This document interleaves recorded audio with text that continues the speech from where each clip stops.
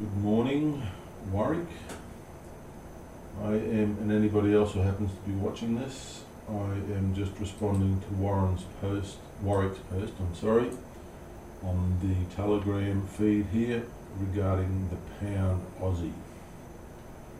Pound CAD looks okay, pound Aussie, yes.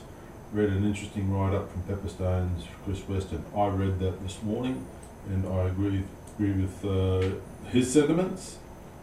And what do you say there?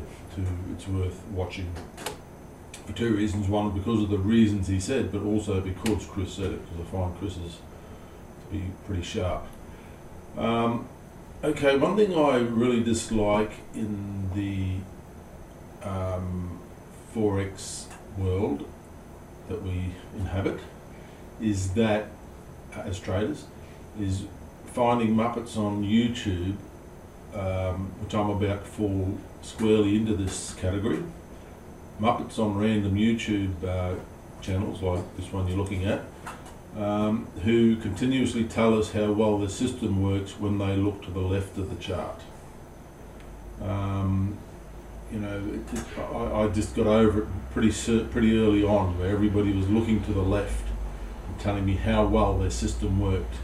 When in fact what we need to know is how well the system works looking to the right, because Pepperstone doesn't allow me to trade price action that has already taken place earlier in this month. I'm not aware of any broker that allows that, so, and if anybody knows anybody that does, please let me know. Okay, so that's where we're at now. But here I'm going to do it. I'm going to show you, looking left, how my approach would go on this pair.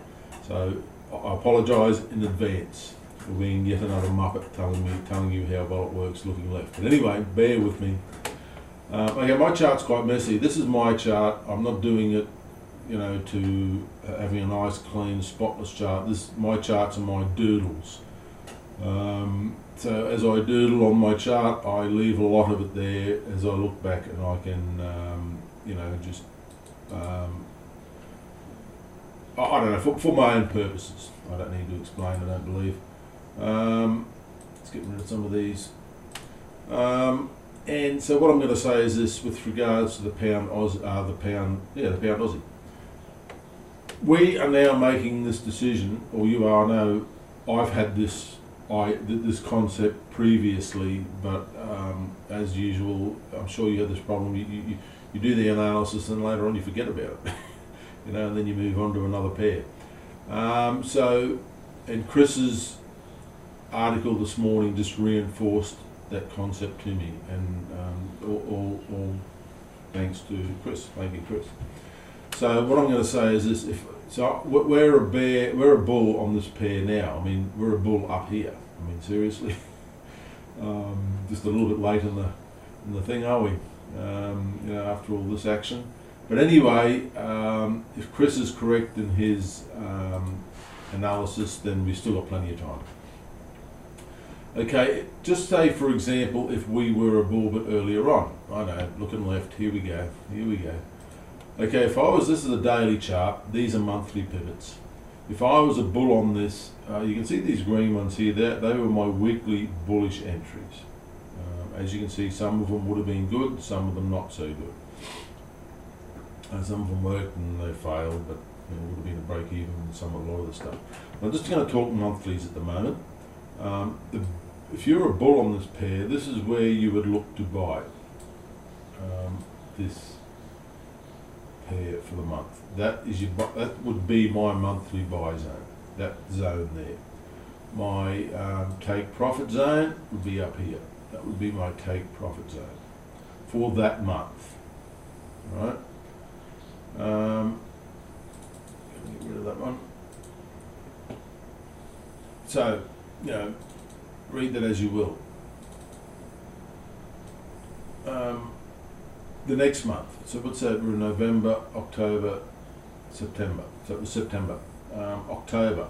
This was my buy zone there. Central pivot point, monthly central pivot, and monthly M2. that grey line there. So in that zone is the buy zone. That's what happened. For this month of November, if I'm still a bull, this is my buy zone. Right there. Now, you see these red lines here? That was my, as was this. That was my trade plan here. Let me explain it. See this red line here. See that red line in there? Like I say, I know it's ugly, but that's just the way I roll, man. These are old trade plans of mine. So the trade plan for October was to buy here, off this level here. Now you probably think, oh, you're full of shit, man. You didn't pick that. Well, I did.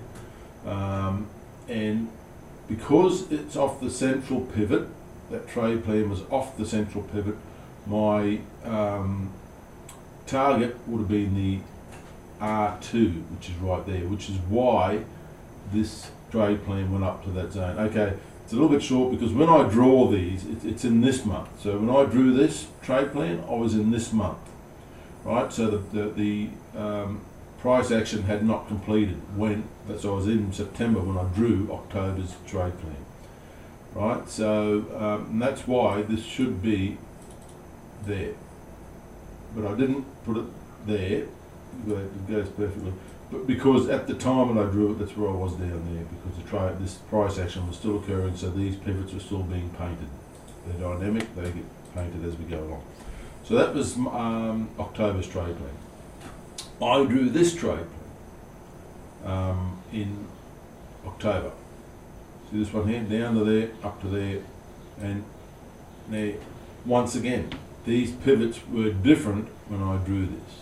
Right, so when I drew this, I'll just move it temporarily, that I was heading up to this level here. And that was my trade plan that I drew in October.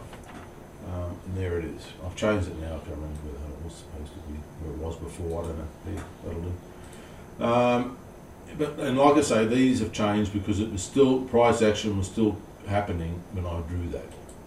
And since then, it's changed. And that's what happened. So, what does that leave us? That I can look left and say how clever I am. That's about it. Well, because of this price action here, because we've had such a narrow price action, wrong one. So this is price action, our range of price action. These pivots here for next month are quite compressed, are quite narrow, because the price action hasn't done a lot, so therefore these haven't done much. Whereas if you have a look at this price action here, a good move up, and these pivots opened up quite significantly. Whereas this price action this month has been a lot narrower in its range, so therefore these pivots have not done a great deal. Right, so that's why they're a little bit compressed. So that's what we call an inside week. So what does that mean? What that might suggest, well, first of all, that's our buying zone at the moment. This is our buying zone at this point in time. We still have 2 days of price action, but as we're all aware, 2 days from now on, the US is closed. North America is closed, no trading, liquidity will be much lower, so we need to be careful with that. So, you know, this could do anything. You still have Europe open and Asia is all still open, so things could still happen, but probably a lot less. So what would be my trade plan now, you might be asking. I wouldn't usually do it, oh, it is a Thursday, I would be doing my trade planning on a Thursday. In fact, that's when I usually do it, on a Thursday, so I better, so my trade plan would be this, down to this zone here, and up to this zone here. Yeah, so that's a zone, it's not a level. Now I'm trying to pick a level here and as to why. I mean, when you look at this, the area that makes the most amount of sense is buying here. So you're looking for a bigger break up and then a break down. You know, that's kind of what we're looking at. But, you know, for me, that's my trade plan for next month. So I've drawn it in and we'll see how that goes. But trying to jump on board this now, you know, some people might put a stop, what do they call it, a stop order there, stop limit, what do we call it? View order, market execution, pending order, buy limit, buy stop. Right? Somebody might put a buy stop above here and might have jumped on board because of this move up. You know, that's fine. Whatever floats your boat. I prefer not to work in that way. So where to from here? Well, that's what I'm looking at here. Because this is so compressed, what I would suggest is there is a possibility of this breaking out, but we've got Easter we've got Christmas coming up. So I'm going to have a bit of a think about that. This is pound Aussie. Yeah, I don't want to overcomplicate it, so that's my trade plan at the moment. I'm just going to go down to 4 hours. Things get ugly here. Buzz off. I'll get rid of some of these. Oh, look, while we're here, I've got these these grey and black are the monthly pivots. These other ones are red, the black, little thinner ones, these are the weekly pivots. So just quickly, if I was a bull here, this would be my buy zone for that week, right there. That was my buy zone, right there, in that area there. It closed the week before there and opened above it. Because of that proximity to here, to that central pivot, my target would have been there. And look at that. Hit that and responded, profit taking immediately from that zone. Now, with regards to this one, my buy zone for this week, or the last week actually is what it was, would have been here. Well, we didn't come close, but price just went sideways anyway, as the pound has been doing. And also, once again, because this move was so significant and well outside the pivots, you can see this weekly's pivots, the following weekly's pivots. See, that was this week. And then because of this big move, look at these pivots for that week, were massive. So it kind of blows them out of the water, out of proportion. So that perhaps might be the reason why they didn't work as well.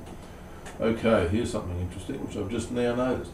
I just noticed this right now as we're sitting here.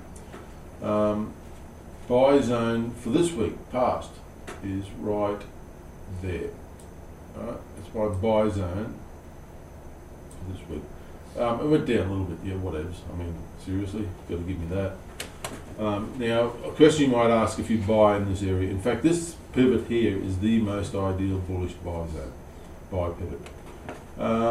So, where would you, the question you might have, if you bought in this zone, where would you put your stop loss? Is what a lot of people ask. Well, this one here is your S1, that level there, usually below there, just below there somewhere.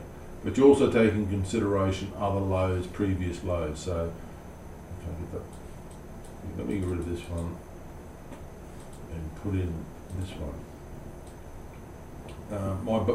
You take stop loss is going to be down there. You're below these previous lows, 1, 2, 3 of them. So you're well below that. So you're well, and you're below the you're below the MAs. Let's have a look at the 4-hour MAs. Oh, it is a 4-hour MAs. Let's have a look at the daily MAs. Is this one working? Yep. This one here is the daily 21. Right, that's a daily chart 21 MA. So you're even below that. So you get some good protection there. And I don't have the daily 200 there. So you get some good protection down there. So now, okay, if I bought there, where would be my target based on these buys? Okay, my target would be up into this pink zone. No shit. That's where my target zone would be. And look at that. Now, normally, this level here is more aggressive.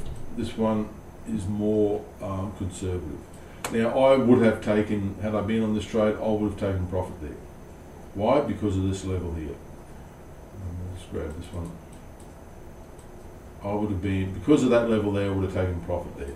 You know, you would have just said, wow, could go, but you know, I'll just take a profit there. And because I'm on that take profit zone, and anything I'll miss out on is too bad. I'd rather have the money in the pocket than risk it. But look where it went to the pip. To the pip, look at that. How can you tell me that's random? Look at this one. To the pip. Is that random? Seriously? Look at this. So anyway, that's my take on that. So next week. Okay, let's have a look at next week. This is your next month buy zone. You can see it's already out because of price action. They're continuously moving because this month hasn't finished, so the next months continuously get painted, just as next week's do as well.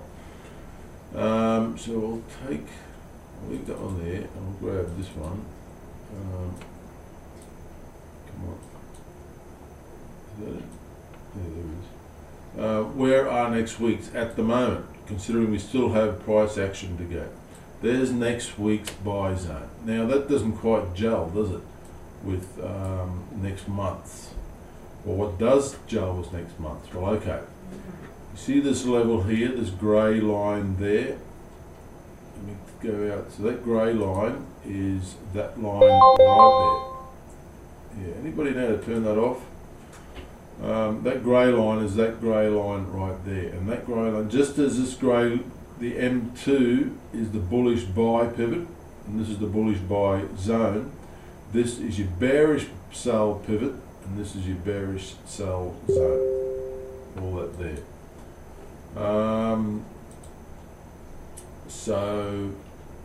Yeah, go back to the 4 hour. This is going to be the longest video. So there we have the weekly sell pivot right there. That's a weekly M3, that red one inside the grey one, right? So you got a weekly sell and a monthly sell for next week. So that's quite, it's a pivot cluster, so it's a bit of a ringing bell. Woot, woot, woot, woot. For a possible, the bears, for bears going to sell, bears are going to sell there at that level. But that's next week, or it could be Friday, except Friday's closed, other than the London boys, but I don't know what they're going to be doing.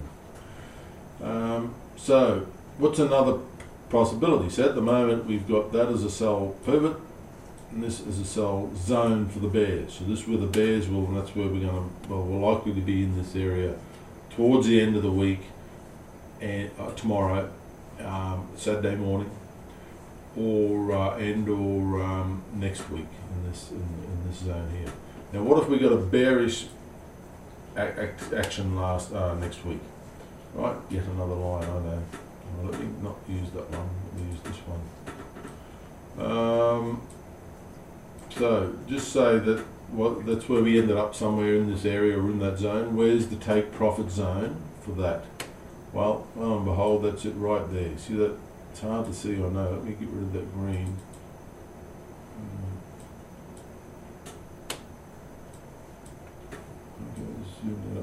That's the weekly take profit zone there. And what's smack bang in the middle of it is next month's buy pivot. So there's the take profit zone for a bearish move next week, and there's the buy pivot for next month. Now I'm not saying that's going to happen, but if we're bulls, we're not going to sell this. If we're bulls, we want to buy it. Where would we want to buy it? Well, this would be ideal next month, place to buy it anywhere in that zone. And it just so happens that next week's take profit zone for bears, and any bear worth his salt will sell it there, if there is a bear, if there are any bears for this pair. We'll take it down to this take profit zone. Alright? And then the bulls will do their job. So that's what we want. We want the bears to do their job. We want the bears to push this down. When they push it down, they'll jump out. And then it's our turn, the bulls' turn. Then we jump on board and we buy it in here. And as they take profit, and this price action will reflect that, profit's taken, then it'll start to move up, form a reversal pattern. Then the bulls will jump in, because remember, when it first starts to react, that's the bears taking profit. And then when we form a bit of a pattern down here, the bulls will then take over and they'll attempt to drive it up. So that's all. I've waffled on way too long, and I've got way too many lines in here yet again. wasn't another one in here. Oh, look, this, I just want to show you this one here. You see this? This was this week's, whatever week that was the trade plan. Yeah, well, here's another trade plan down here that I had. From here, down to there, and up to there. Well, I didn't draw that post. I draw that, this gets drawn in there the week before.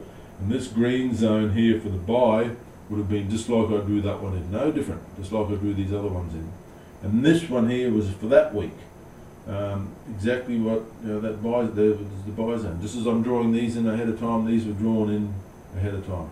They don't always work, well, it worked, but then it failed. So anyway, that's it.